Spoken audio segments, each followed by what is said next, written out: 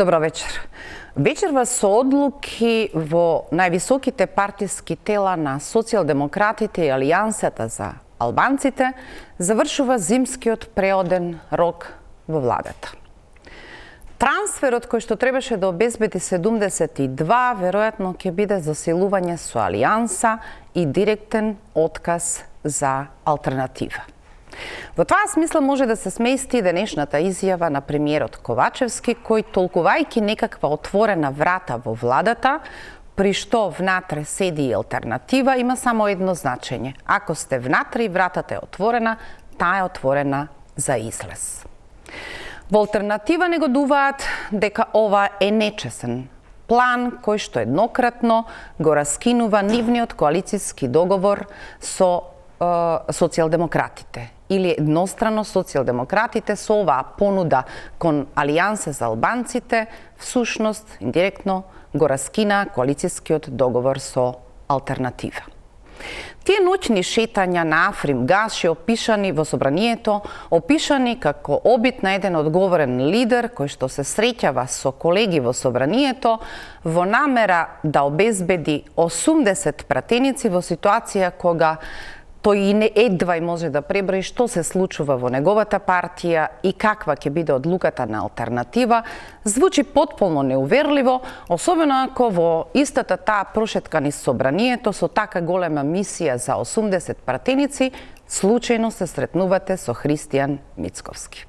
И тоа доаѓа само еден ден од како Мицковски веќе соопшти дека многу скоро оваа влада ќе доживее класичен шах-мат.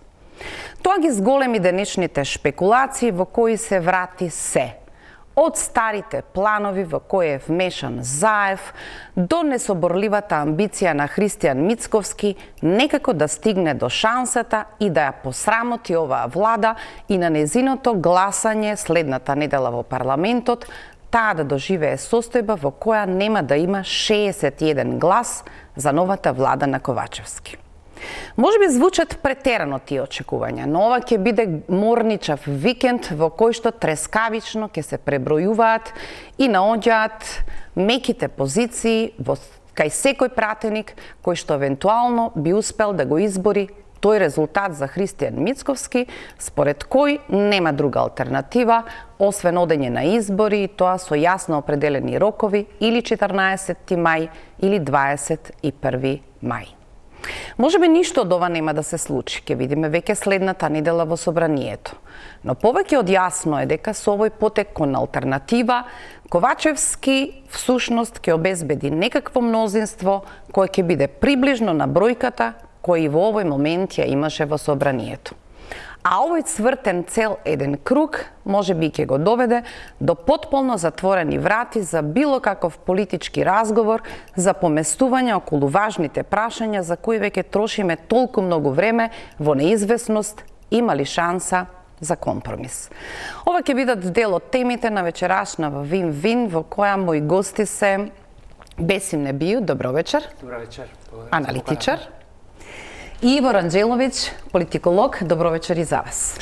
Добро вечер, ви благодарам на поканата и доколку ми дозволите една десетина секунди мала дигресија од вашиот вовед, би сакал само да изразам поддршка воедно и загриженост за пациентите со цистична фиброза, бидејќи тоа е тема која сметам дека ќе ја засени секоја друга, за жал, која ќе развиеме вечерва, и да изразам жалење за овие неколку децении државност кои имаме, во кои ние како општество не успеавме да создадеме политички апарат кој ќе ги адресира овие суштински проблеми на општеството, меѓу кои спаѓаат и достоинствен живот, па и достоинствена смрт. Ви благодарам за трпението.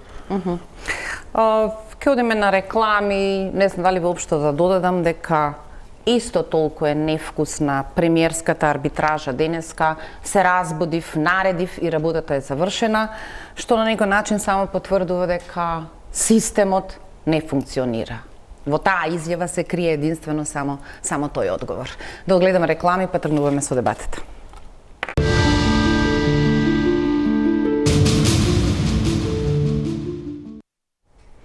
Да, се враќаме назад и пред да почнеме со дебатата за нашата тема, би сакала да се реферирам и на уште едно друго прашање.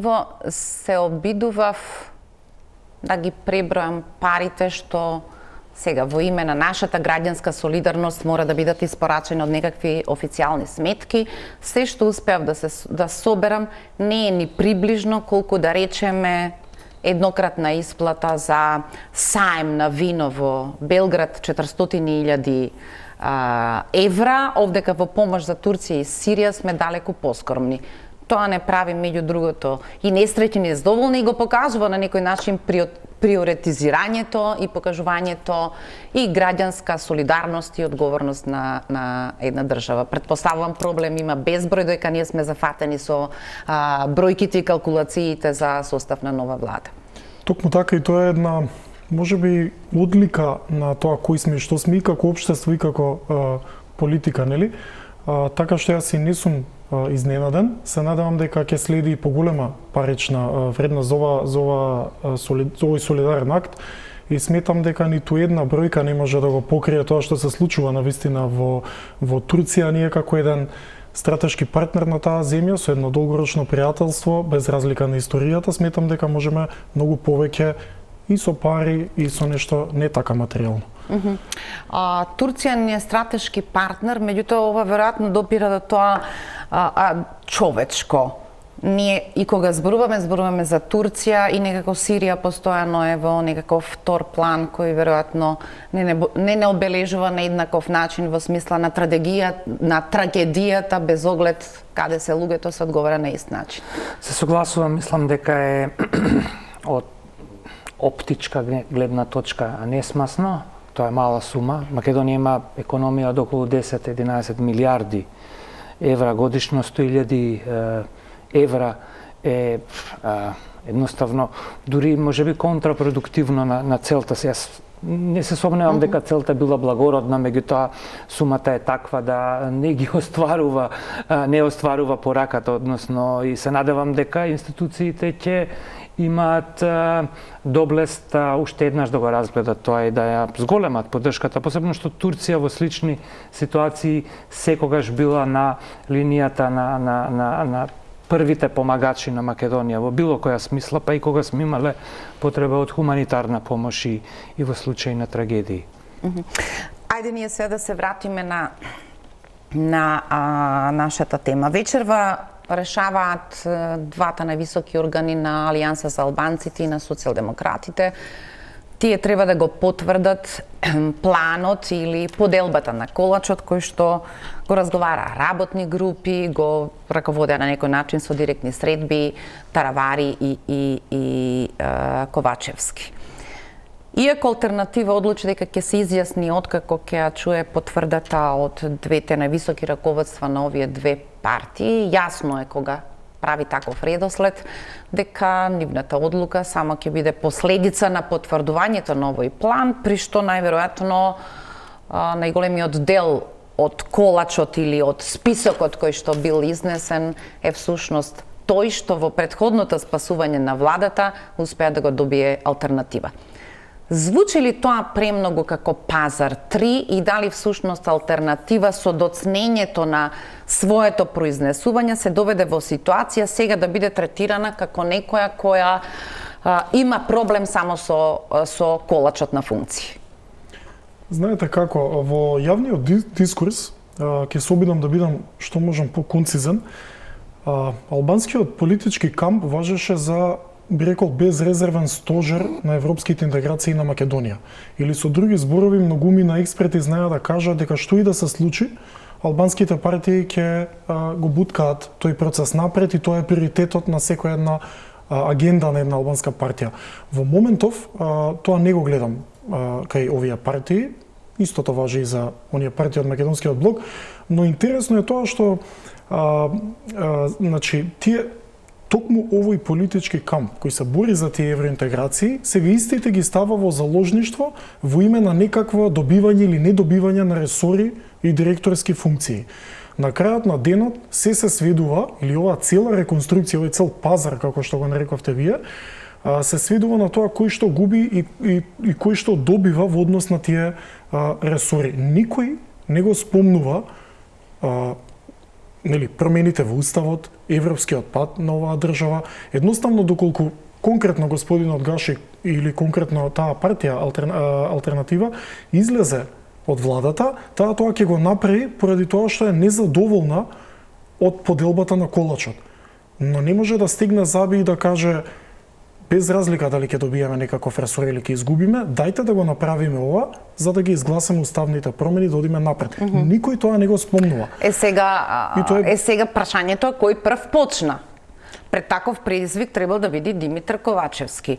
Нема изјава на Алијанса која не велала без оглед дали сме во влада или сме во опозиција, ние овие стратешки цели, симнати во закони кои треба да ги гласаме, ќе ги поддржуваме, вклучително ќе поддржуваме и малцинска влада. Значи сега не е кон последниот кој има проблем, затоа што Димитар Ковачевски е премиер, меѓу другото затоа што на 60 алтернатива одлучи да влезе и да ги спаси со некакво мнозинство. Претпоставувам дека тоа е кредитот кој тргнувате сега понатаму развивајќи си нови амбиции за други мнозинства. Да, сметам дека алтернатива и СДСМ во моментот имаат различен светоглед кон оваа реконструкција на владата. Алтернатива гледа што да извлече од неа, а да не испадне поразена во однос на остатокот од албанскиот кампус, додека СДСМ работи под премисата да формира предизборна коалиција со целокупниот албански камп, но не толку во однос на тоа дали ќе ги доби или не изборите, тоа се разбира дека е приоритет.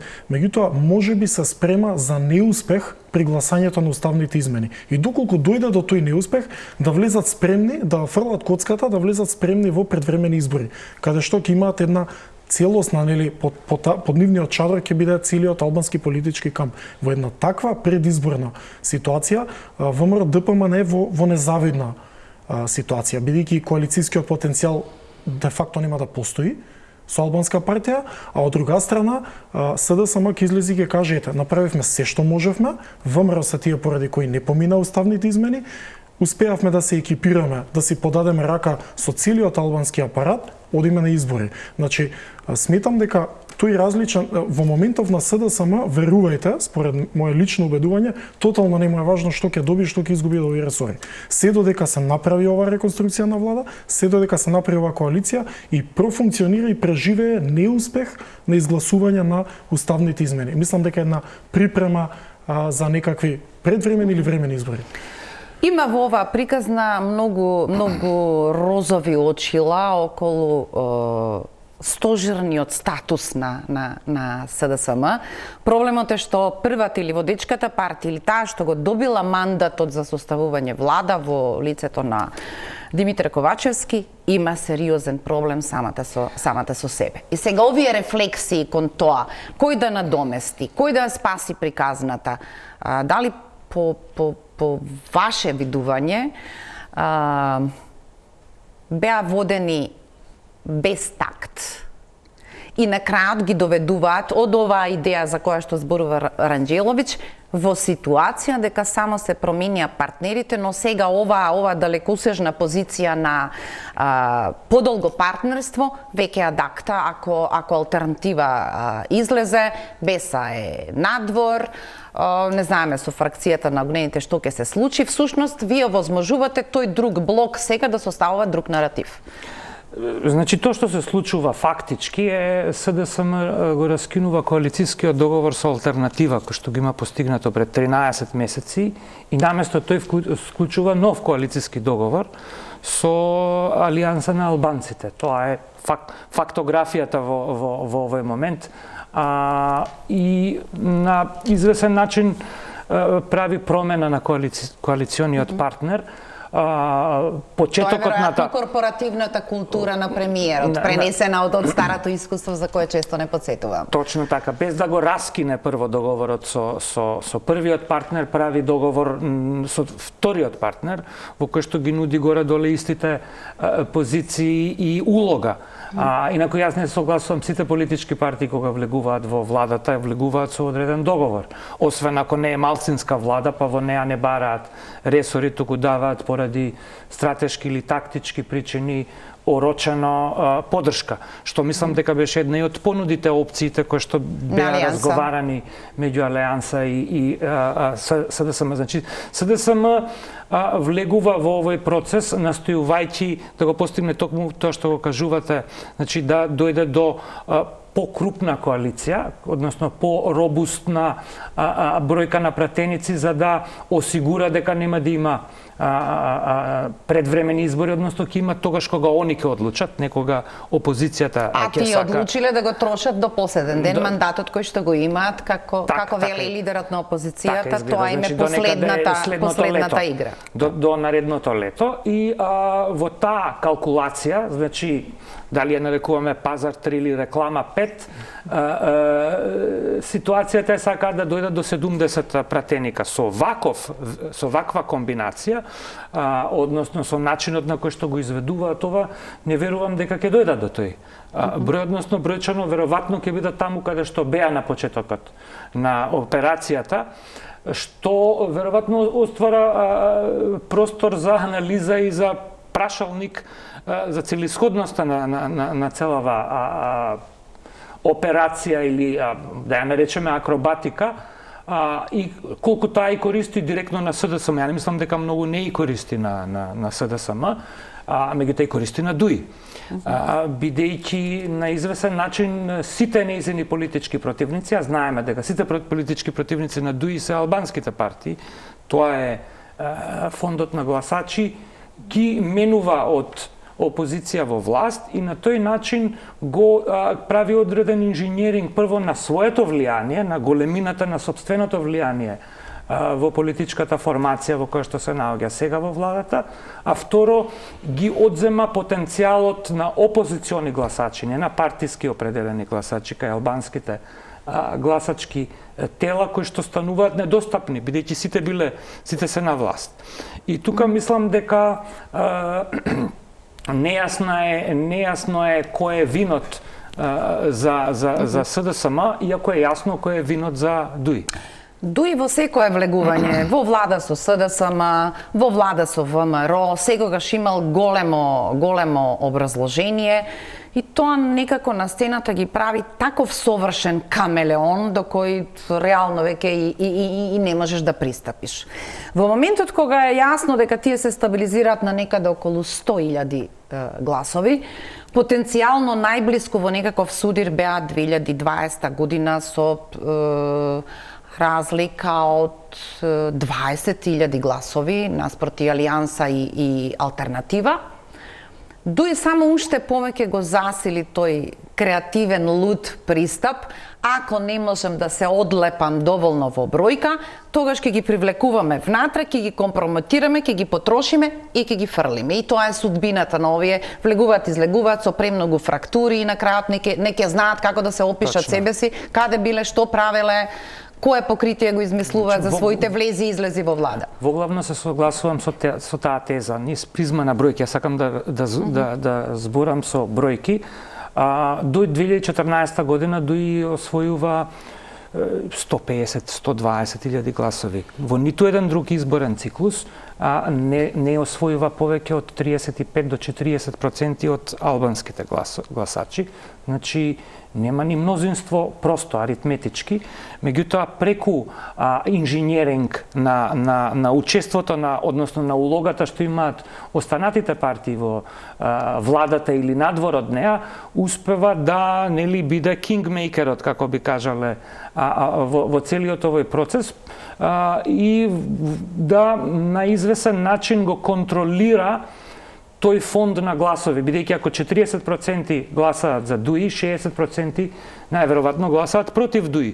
Меѓутоа, со сопствените гласачки потенцијали, кои што мислам дека се плафонирани поради фактот што 20 години е непрестано во власта, многу малце нови гласачи гласаат за некој што барем еднашка не бил во опозиција, успева фактички да ги балансира тие односи и добива несразмерен дел од власта кај албанските партии. Ако ја гледате и било која констелација од 2016 навака, ДУИ има многу поголемо влијание од сите други албански партии кои што влегле во власта, несразмерно многу поголемо влијание, не само во однос на ресорите, туку и во позиционирањето, политичкото позиционирање во владините односи, односно односите меѓу СДСМ и ДУИ. Иво, прочитав една интересна паралела дека Ковачевски загубен во бројките на игра на големо и сигурност, опишана каква толку силна демаркација во собранието на проевропските сили наспроти националистите, видија на крајот ти требаат истите тие за некакви гласови, што е веројатно неразумен политички говор. Споредбата за алијанси и понудата на маса се споредува како седнуваш на маса со овие кои на последни избори, тие биле тие контролни за локална самоуправа во Тетово, одработуваат нула. Значи во Тетово добиваат нула советници и ти велиш добро да го искористиме овој ресурс сега за сега што го имате во собрание од 8 пратеници, еве ви 3 министерски места. Тоа е соодносот во ситуација кога не сте на ивица на опстанок на владата, каков што беше влезот на Африм Гаши кога состојбата беше 60-60, реално тие нема мнозинство, е веројатно неспоредливо со овој сега однос кој што го покажува кон алијанса, на крајот бројката може да заврши во некави 64-65 повторно на следното гласање во некакво сигурно владино мнозинство. Затоа велам, значи оваа влада денес и она во понеделник или во вторник имаат околу 10 до 12 месеци оперативен период, нели да ја водат оваа држава. Во тие 11 месеци на партијата на власт, конкретно СДСМ и на премиерот Ковачевски, тотално има неважно во таа политичка игра дали ќе изгубат или ќе добијат некој ресор, бидејќи целта е сосема друга. Затоа сметам дека попрецизно е дека имаат 10 месеци. Од изборите ќе бидат председателски и парламентарни. Претходно ќе треба да има пржинска влада. Никогаш дури не споменуваме дека покрај сите изречени зборови на алијанса во однос на ДУИ, таа ќе биде всушност првата партија што ќе седи заедно во влада кога и во тие 100 дена формално премиер ќе биде човек од ДУИ. Предпоставувам уште и Артан Груби. Тоа не е договорено. Артан Груби веројатно главната фигура поради која сега е ова мало фракционерство. Дури варијанта да се избегната 100 дена власт во некоја варијанта на предвремени избори, меѓутоа тоа е сосема нешто друго. Сметам дека ова што го прави во моментов албанскиот политички блок на страна ДУИ е неприродно, односно е партиски гледано кратковидно делување, бидејќи секоја партија албанска ги добива партиите, овие гласовите врз база на тоа што му опонира на ДУИ, како такви се истакнале, нели, меѓу гласачите. И сега секоја од нив брза да седне до ДУИ на истото столче. Значи тотално неприродно. Затоа сметам дека прво ова реконфигурација на влада не е некоја, ќе се изразам, измишлјотина на премиерот Ковачевски, туку има некаков американски ракопис. Значи има поголема цел. Не е наивен премиерот, ниту СДСМ како партија, да знае дека и 72 пратеника да добие во вторник, тоа не му е доволно за да ги изгласа уставните измени. И затоа сметам дека свесни како едно сценарио, дека доколку не ги добијат овие 80 пратеници, овој по таа премиса дека би биле коалиција во некакви си предвремени или времени избори, ќе го зголемат пратеничкиот капацитет во некоја следна влада.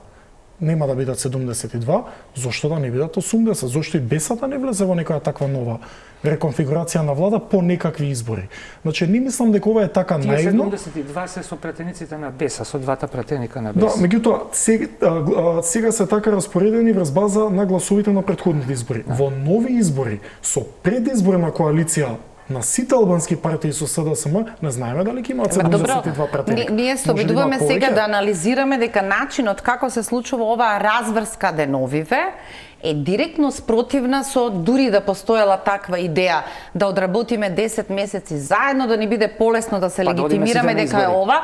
Меѓутоа, начинот како сега се одвива разврската веќе е првата пречка за да можете да ја браните таа приказна. идеја. Излегувањето на алтернатива од владата, велам, се поизвестно на начинот Па и како на говорат, Обединената како се Меѓутоа, однесуваат. и дури, јас не сум толку убеден во формално излагање на алтернатива, но дури и да се случи, практично ќе делуваат заедно со владата. Јас сум убеден во тоа. Пред се, ако дојде до уставни измени, нели?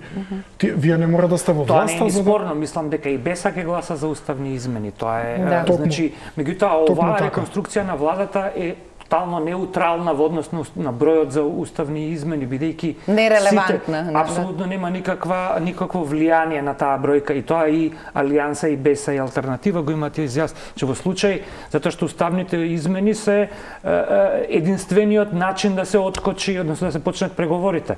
И така да тука нема дилеми, проблемот не е кај нив. Дури кога би биле во опозиција, тој еден глас за отпочнување на процедурата за уставни измени би го дале сите албански пратеници, и со нив се 72.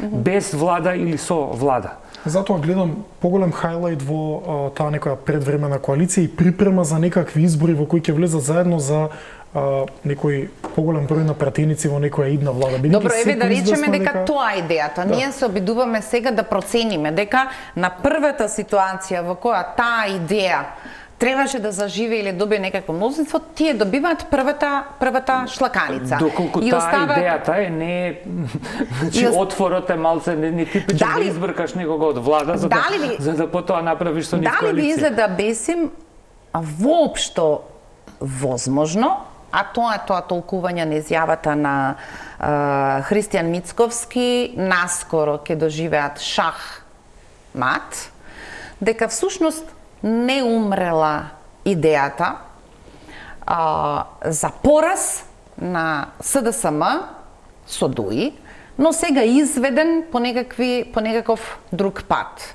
Слушам неверојатни опции зошто е тргнато по овој пат. Во тој дел има и сомничавост кон Алијанса, дека може би целата оваа игра и помалку тројански конј, дека околу идејата на падот на оваа влада има малку посилни играчи, дека во СДСМ е можно да се откине дел од пратениците, дека математиките за овој викенд ќе бидат на сериозен тест, и дека можеби амбицијата на Мицковски овој пат да покаже друга сила следната недела не се и толку многу без шанса.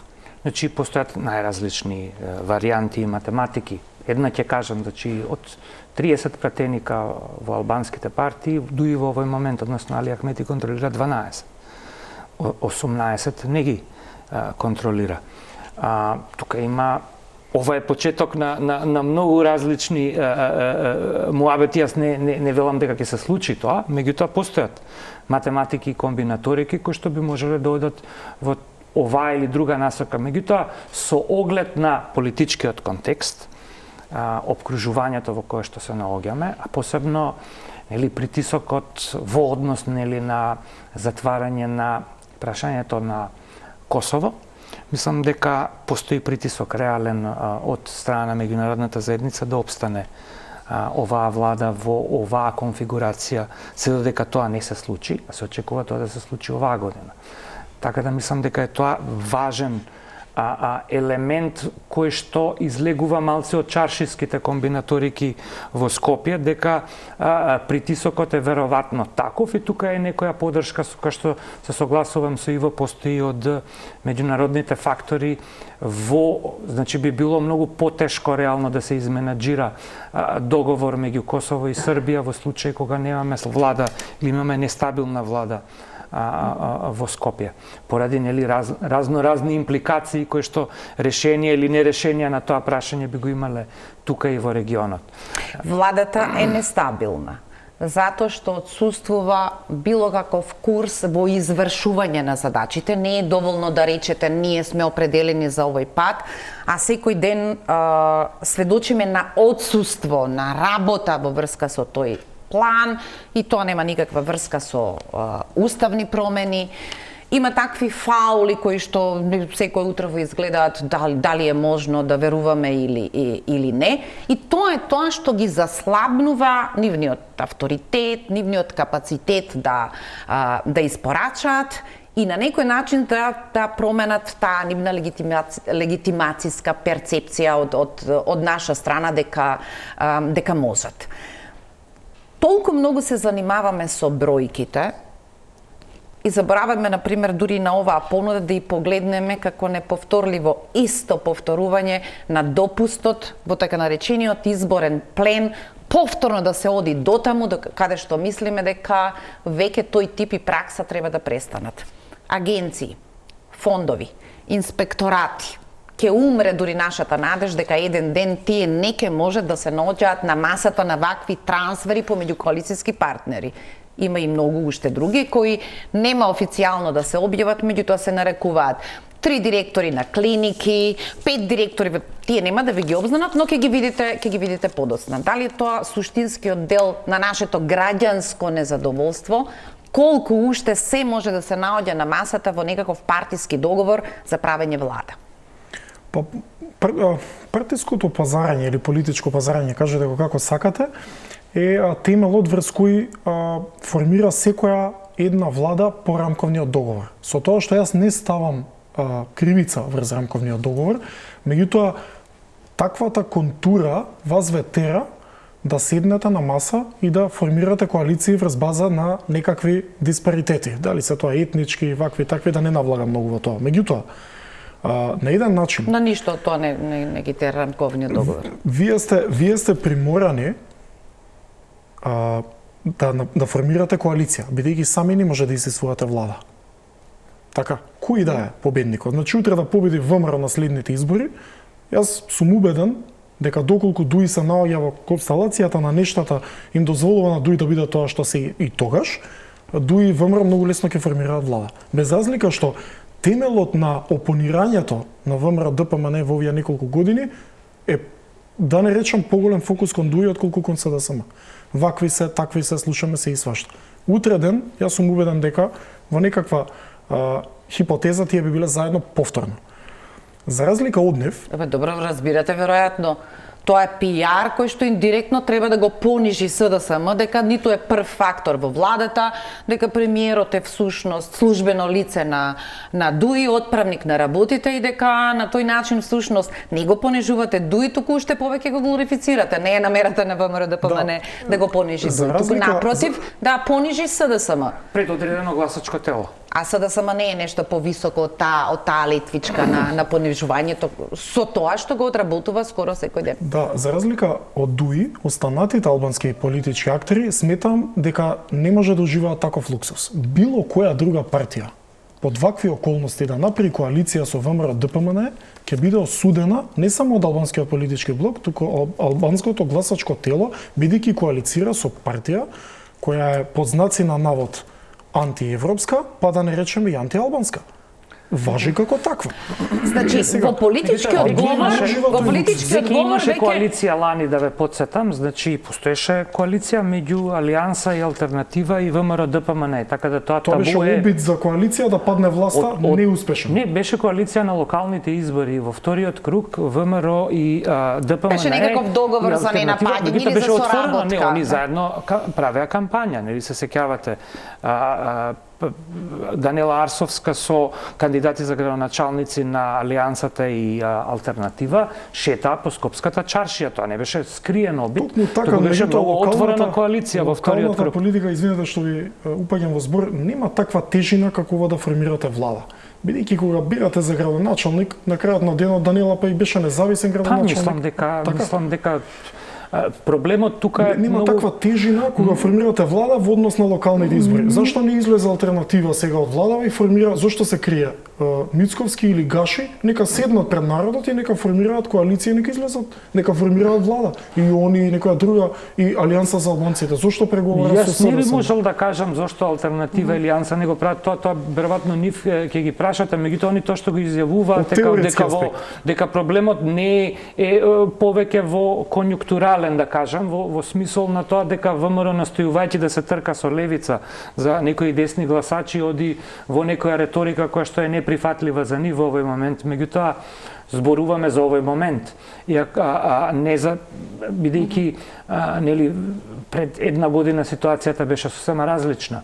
А што значи дека и за 6 или месеци или една година повторно може да биде различна, пошто во политиката се е флуидно.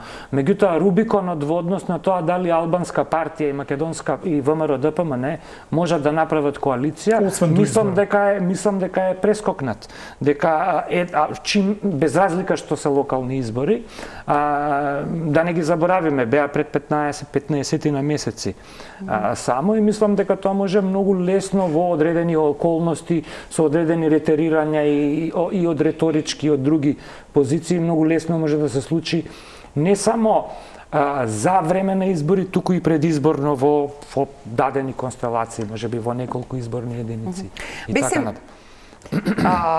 Да не ви звучи непристојно дека се обидувам да ве третирам како овластен адвокат на албанското јавно мислење, меѓутоа за една исклучително динамична сцена во која дури не стигнуваме да разбереме зошто такви падови, зошто загубивме некакви актери кои пробаа на едни избори и отидоа сосема во заборав. Затоа велам прилично динамична политичка сцена за која не можеме веќе да утврдиме има ли некаков принцип во тоа казнување и зошто казнуваат на избори. Дали сега кога ги разгледуваме овие анализи и нешто слободно си велиме овде од Скопје, сега всушност се отвараат простор на БЕС да биде единствената опозиција, или не знам, утре можеби ќе се приклучи алтернатива, а всушност не знаеме многу од феномените на нивните така наречени упоришта. Дури да не речеме БЕС-а во овој момент единствената опозицијска партија, ние зборуваме за опозицијска партија во изборна единица 6. Да. Значи алтернатива во опозиција, претпоставувам, значи опозицијска партија за изборна единица 1 и максимум нешто 2. Да. Тоа е феноменот на така наречените регионални партии. Тоа го покажуваат и резултатите на локалните избори, тоа го покажуваат и резултатите на парламентарните избори, кој каде успеа да ги извлече гласовите. Значи, благодарам за прашањето, без да претендирам да бидам адвокат или пак гласноговорник на... Ќе обидам да анализирам одредени сегменти. Сите овие партии биле во оваа влада. Сега претпоставуваме дека Алијанса ќе биде на власт, значи и БЕС-а беше до пред 14 месеци дел од власта. Имаше министерство и така натаму.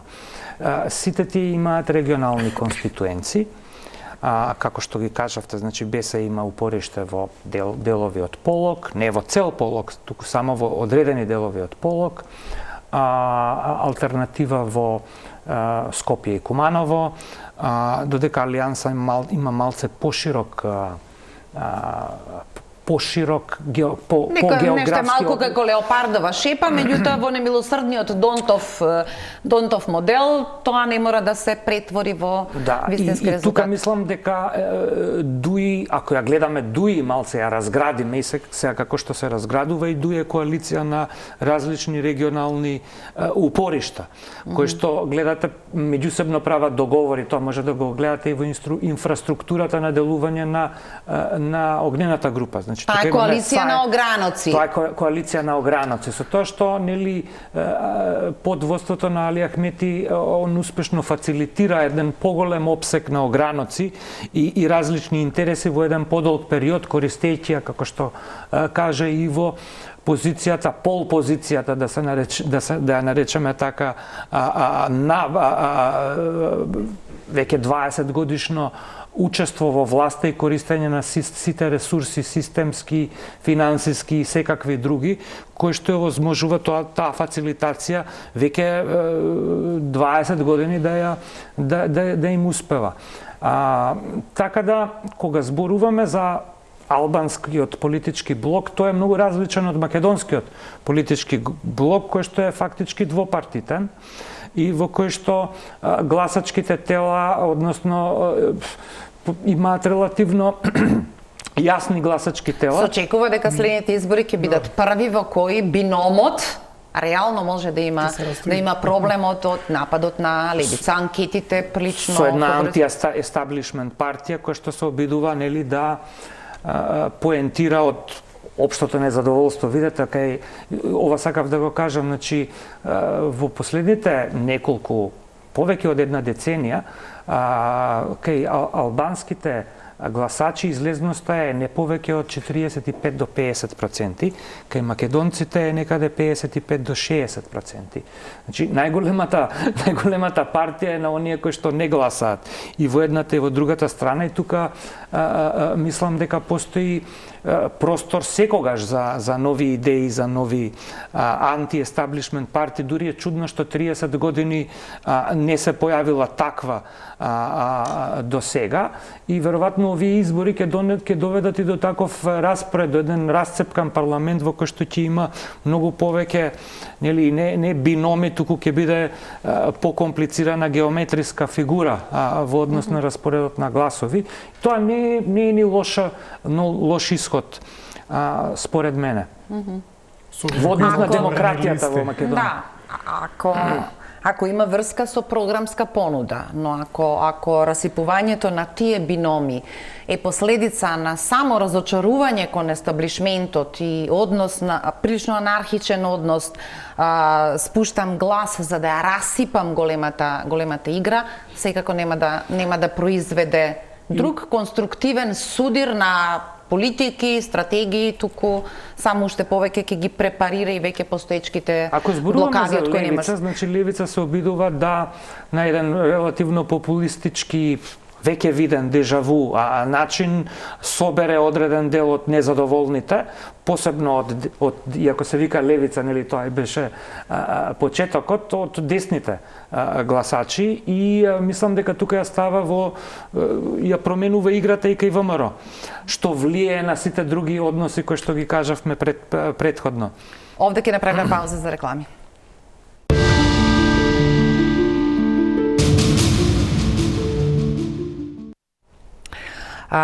И во логиката на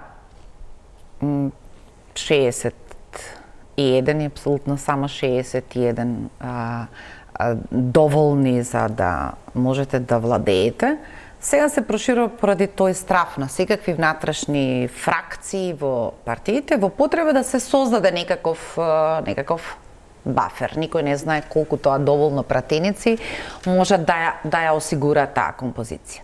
Меѓутоа, во однос на некаков пробив во политики, во тоа што сакате да го направите, да го завршите, тоа е повторно невозможна мисија.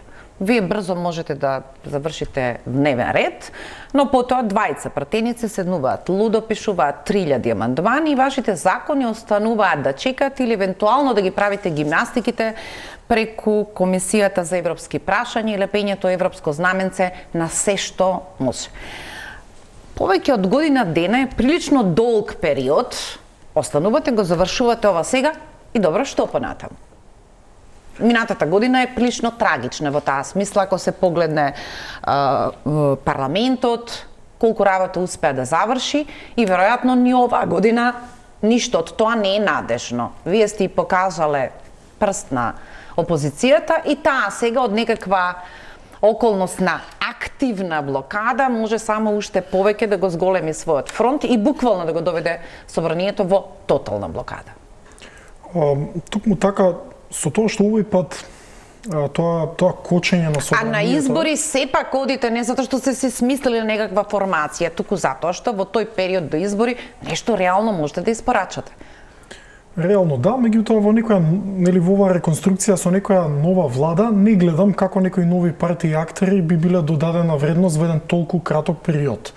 Затоа и не мислам дека поентата на новата влада е да кој знае што придонесе во овие 11 месеци. Ниту пак може да биде додадена вредност на нешто што веќе очајно ја губи својата вредност. Токму така. Меѓутоа постои тука еден психолошки елемент, а тоа е СДСМ што се вели да се гушне со сите овие партии, да се изврши притисок кон ВМРО во очи избори, каде што доколку една партија како ВМРО на страна левица, една партија како ВМРО ДПМН се реши повторно да го блокира собранието, овој пат ќе треба во очи избори да им објасни на своите гласачи, а и на сите гласачи во оваа држава со која цел го прават тоа.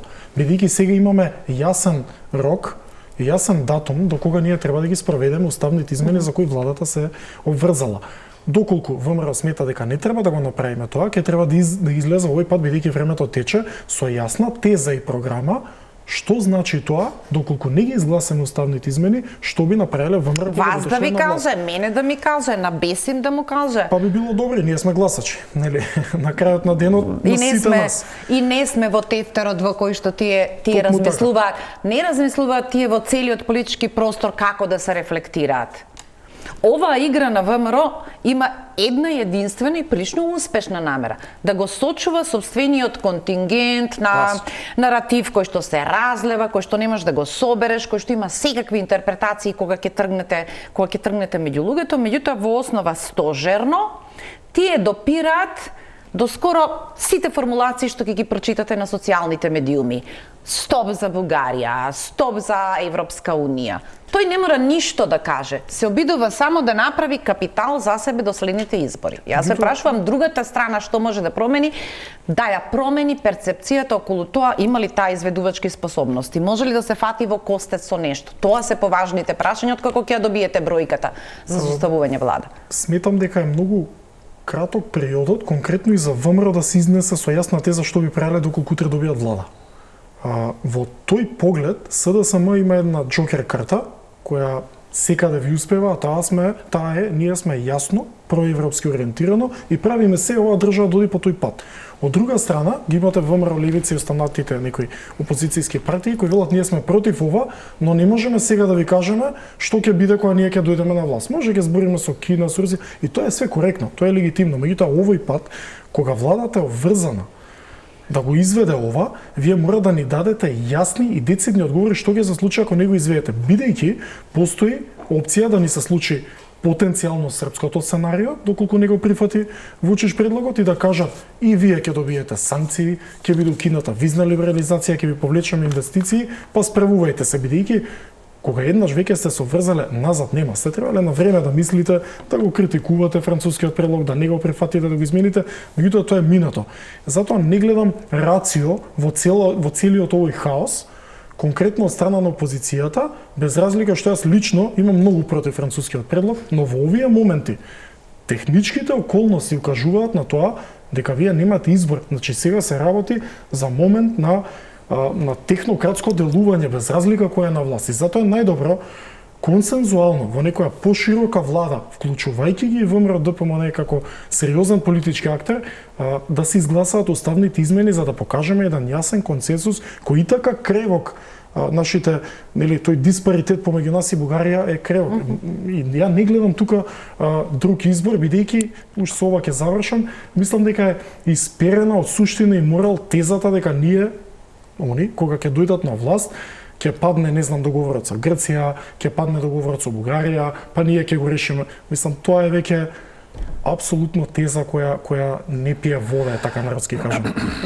Ама вие не пиете вода од тој бунар, од тој извор и веројатно затоа ништо од тоа веројатно не ви е јасно. Бесим, дали откако ќе се состави оваа влада, е поважно на вистина да покажат дека имаат капацитет, дека се организирани нешто да одработат, или ќе трошат цела една година во таа папагалска приказна уставни промени, европски пат, воопшто не знаејќи дека во некаква и поинтензивна фреквенција, бугарите со секој ден можат да го компрометираат тој наратив и длабоко да жалат зошто се фатени само за една приказна. Чи оваа влада почна со наративот правда и мир, правна држава, корупција, криминал. Во тој наратив очигледно нема. Има јавноста така цени, анкетите така покажуваат, има очаен фидбек од граѓаните и единствениот наратив со кој што се Дали можете да замислите не на долги патеки, веќе само за една недела, специјалната јавна обвинителка е во затвор на издржување на казна, а судот во Страсбур може да одлучи, да речеме, во корист на апликантите. И тоа ќе биде далеку поразорно, дори може би исти ден може да се случи гласање на некаква влада во собрание и ова евентуална порака, меѓутоа треба да се земе во предвид се во анализата дека тоа ќе биде тако Франкенштајн наспроти нашите идеи, нема правда, нема мир. Таа што ја носеа на мајци е во затвор, овие кои што требаше да ги гони на крајот ќе се вратат, уште ќе треба компензација под предпоставка дека одлуката на судот би можела да оди во корист на апликантите. Сакам да речем, има многу фактори кои можат потполно да ја изместат перцепцијата, нашето очекување, разочарувањето, апатичноста и целиот овој проект за кој зборува Иво, потполно да падне во Значи, сенка. една година се многу долго време во политиката, тоа е факт. Меѓутоа, не многу често во нашата политика. Јас не можам да предпоставам. Секако во следната година ќе биде предизборна година. Не, веќе оваа е предизборна. Значи наредните 12 месеци или помалку од тоа ќе бидат предизборни, ќе има многу повеќе одврзано кесе, многу повеќе инвестиции, ќе има многу повеќе тркање по одредени целни групи на гласачи. Тука збориме за владата, нели ќе се користи буџетот и така натаму, така да одредени перцепции сигурно дека ќе може и да се поправат. Меѓутоа ова е, не заборавајте, ова е 7-ма година од оваа влада, значи многу ако 8 години трае, односно 6-та во 7, тешко е во овие констелации да очекуваме драматична промена на курсот пред да се случат рекомпозиции кои што следат на избори. Мислам дека е премногу да се очекува дека владата револуционерно ќе се трансформира во следните 10 месеци, кога веќе не го направила тоа во последните 6 години. Ова е влада на ДУИ и СДСМ во последните 6 и повеќе години. Мислам дека втората поента, окей, ќе има филибастер, нели ќе се филибастер во било која констелација може да опозицијата да користи, но мислам дека и опозицијата треба да биде внимателна во однос на перцепцијата што околу неа се уште ја имаат гласачите како резултат на нивното 11 годишно како се вика владење до 2006 година, така да мислам дека некои такви потези радикални не се многу интересни. Ако немале гласачите пресна перцепција на изборите во декември 2016, после се што се наслушаа, 2015 бомби, ова зло да не се повтори, уставни инциденти од типот специјално јавно обвинителство, покренување на цел граѓански сектор. И на крајот тие избори завршуваат со победа на ВМРО да победи на тие избори. Може би немаме никакве покритија да велиме дека некоја задоцната перцепција сега ќе ги подсети, хајде да споредуваме колку беше страшно во тие 11 години. Луѓето природно сакаат да видат овие што веле ова зло да не се повтори, како се справуваат со наративот секојдневно. И тука е клучот на разочарувањето. Да, и мислам дека се поминати 7 години од тогаш. Имаме нова ситуација. Меѓутоа, мислам дека СДСМ не успева да ги извади на избори сопствените гласачи. Не е многу голем број на луѓето кои што гласаат еднаш за ВМРО, еднаш за СДСМ. Не велам дека не постои, меѓутоа тој не е ни клучен за тоа кој ќе победи на избори. Како што кажавте, вие сите ги имаат своите таргети, ВМРО е секогаш подисциплинирана во остварување на сопствените таргети.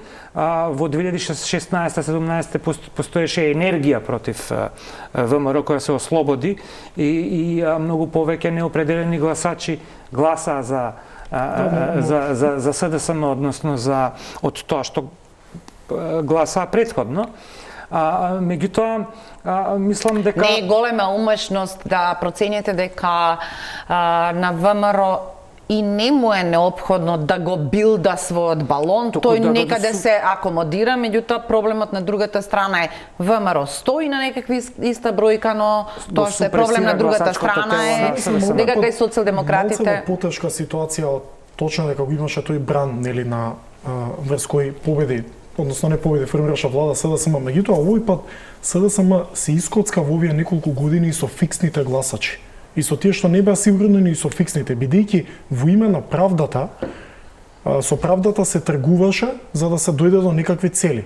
Промена на името, сега според мене не случајно се некои луѓе надворат затвор во очи промена на уставот повторно. Значи, ја занемаруваш правдата за да дојдеш до... Почнувајќи од коалицијата со Да, и ДУИ. се повеќе се коцкаш со сопствениот политички потенцијал. Кога би можеле у тезите- централен регистар да ја пријават регистарската влошка, како се вика, во која се трговија имаат лиценца, мислам дека би ни се кренала косата на глава и тоа е тоа разочарување. Реконструкција на влада и сите албански партии. На крај сме на емисијата, сакам само да подсетам дека сегогаш треба да имате на ум дека и големата политичка приказна не сме да го загуби првиот важен човечки или пријателски елемент дури кога водите политика. Не може за 6 месеци да го изфрлите тој чија што глава завршила со најмногу крв во намерата да дојдете на власт, Зијадин Села. Не може потоа да го изфрлите на ваков начин, предпоставувам, тој кој што ви овозможил од ситуација 60-60, сепак да сочувате власт и потоа да го свртите целиот круг надвор. Во еден момент кармички велат, тоа ќе дојде до некаква своја рамнотежа и наплата. Ќе се видиме веројатно и ќе проследиме што ќе се случува следната недела и на која бројка ќе успее да заврши оваа операција. Почитувани, јас ви благодарам што не следевте вечерва на Вин-Вин и на вас како гости ви благодарам за учеството. За поканата.